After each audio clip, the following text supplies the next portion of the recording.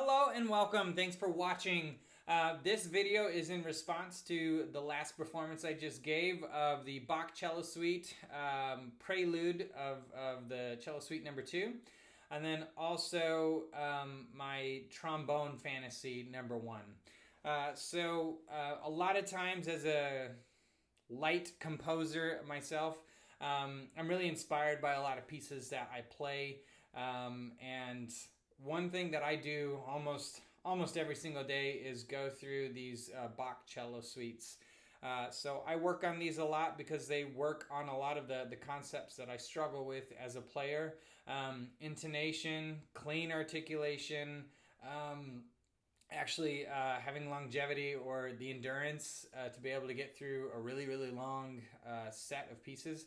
I only played one movement, and I think there's about 5 or 6 just in that second suite alone that I typically work through. So I also throw on a drone, so just really it helps keep me at a high level with all of the typical things that again I struggle with. There's also a lot of flexibility because Bach, the way he wrote this music, it was really structured in chords.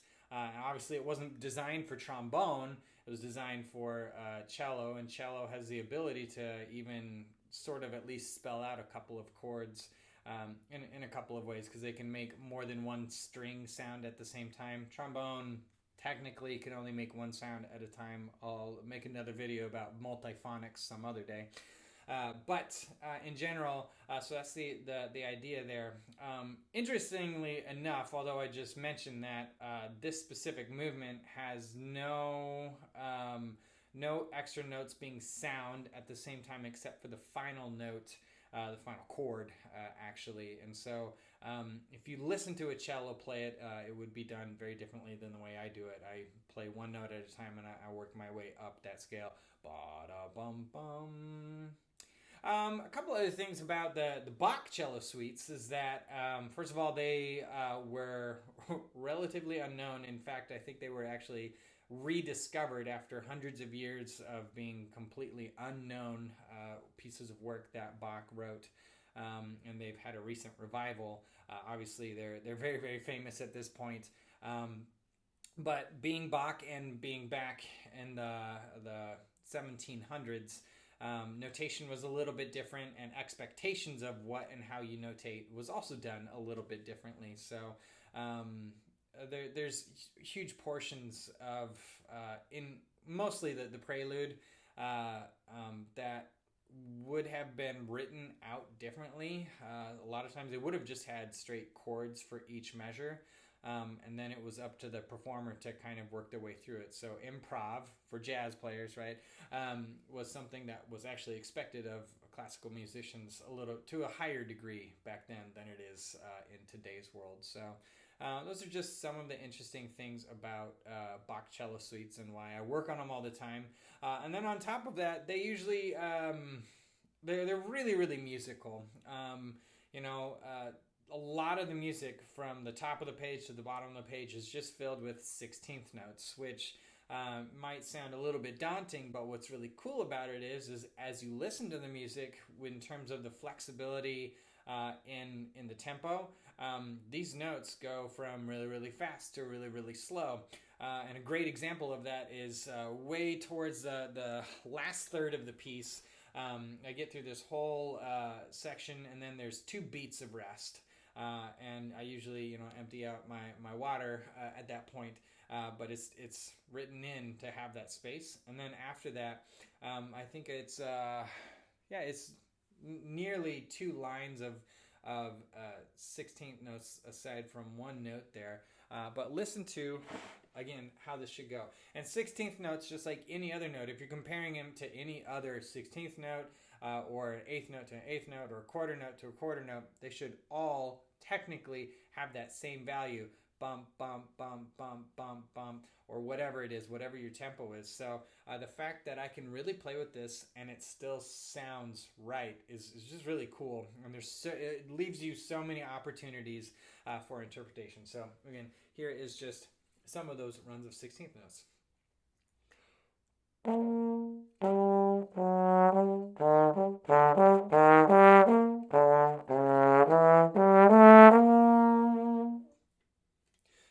got to that final note there, all those notes were 16th notes. And again, if I just went for it, it'd be ba, ba, dun, dun, dun, dun, dun, dun, dun, dun, dun, right? So the tempo really is fluctuating a lot. And you have the ability to do that, but the hard part is also making it sound musical. And so that is a daily struggle with me. Sometimes I'm doing better than that and than others. I actually recorded this a couple of days ago, and I didn't really like how I did it, so I just re-recorded everything because I wasn't happy with my interpretation. So hopefully I like this one more, right? So then let's talk about my fantasy trombone number one. So when I had the concept of coming up with this piece, I thought, man, how cool would it be if Bach was alive today with the way that he wrote music and all that sort of stuff? How would he maybe write something specifically for trombone inspired by these Bach Cello Suites? And so that's how I came up with this opening to this piece. And so a lot of the similarities are actually between this specific prelude and the way I wrote this one. So they both start out with just this kind of statement of a minor chord. So the Bach Cello Suite starts out with a D minor chord, a D, F, and an A.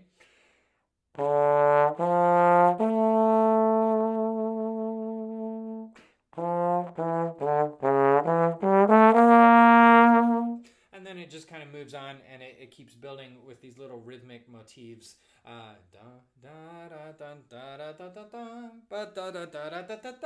you can kind of play with that. And again, it just kind of works its way throughout this whole first page, really.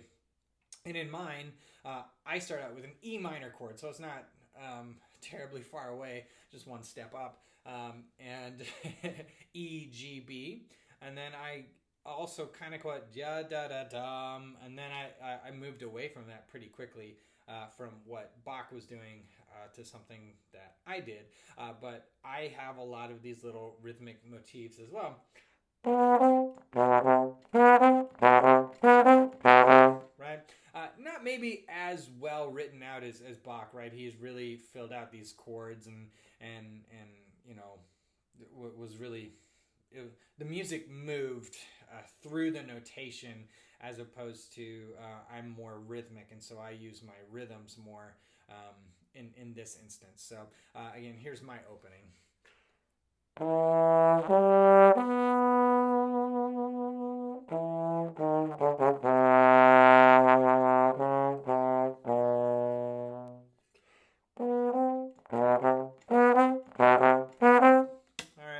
So again, you can listen back to this. That little motif comes back 2 or 3 times in this piece. It even comes back in a different way, just filled out as opposed to as rhythmic as it is. Another interesting thing about this is I write better when I'm on the piano. So I was writing all of this on the piano. It's a little bit easier for me because, you know, both of my hands are kind of involved when I'm playing the trombone. And so not only do I have to kind of come up with something, and it's harder to see it when it's all on a slide. It's really easy for me to see it on the keys. So I just I'm able to just kind of write this stuff out, and I can see the chords better and all that sort of stuff. So I composed this on the piano, knowing, you know, what the capabilities of the trombone were as I was writing it out. Similar to how Bach wrote this, his prelude out, it was obviously designed for a cello and what accentuated the cello the best. So always with myself, I'm trying to show off what the trombone can do and trying to push myself as a player to be playing to the best of my abilities. So there were some things that, you try and stay in what we call the money zone where the instrument sounds the best. But I also try to get to the top or even the bottom side of my playing. So, I go all the way up to a really high E flat, which I don't think it was my best hit on that run, but...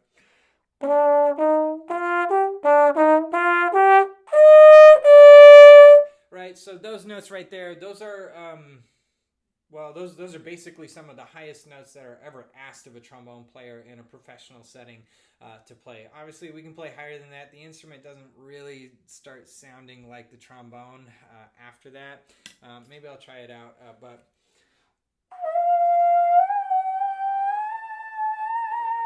it starts sounding just a little bit squeaky. You just lose some of the actual pure tone of the trombone. So that's why you start not really writing notes above that. It just doesn't sound great on the trombone. I also finish on a really, I think it's just an E flat down here, which the trombone can go much lower than that.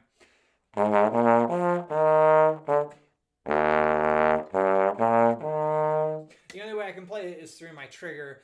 So you do need a trigger trombone in order to get through this section here. Another fun thing that I thought was nice, harkening back and forth, is that the Prelude has 2 beats of rest, and also my Fantasy has 2 beats of rest. Actually, pretty much 2/3 of the way through.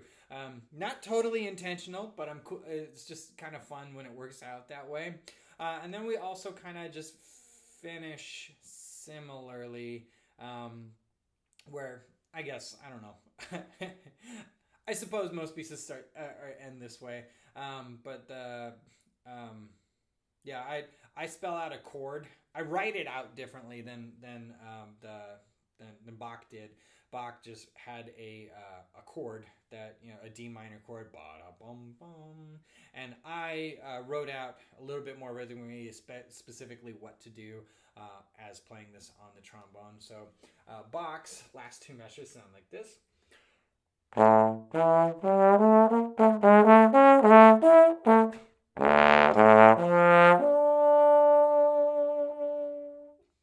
Meanwhile, mine sounds like this.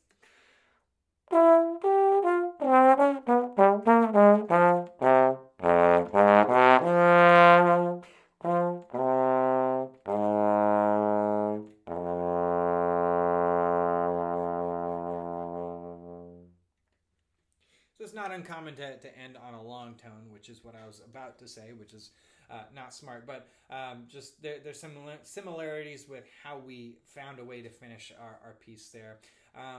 The last thing that I'll mention is that Bach was really, really tonal with his music. He didn't really go too far outside of what would be natural in his scales. And I pushed that a little bit more. I wasn't so worried about I'm playing something in the key of E minor, and in fact that's one difference between the pieces. I actually start in E minor and my piece ends in a totally different key, F minor, right there, and so it just kind of randomly modulates, but you don't necessarily notice it, which again is just a really cool thing. I'm not a fantastic composer. I didn't spend years studying how to do this sort of stuff. So when things work out like that and it feels as natural as it is, and I didn't do it on purpose, it makes me feel good that something like that was able to make its way onto a piece of paper. So this is a lot of the similarities, a lot of the things that I drew from the Bach Cello Suites. And incorporated into my music here. So that is my Trombone Fantasy #1, and that's where a lot of this came from. So hope you enjoyed. If you haven't seen that music, go ahead. It's just the video before this one, really, in Patreon, or you can find it on YouTube. I'll leave some links below.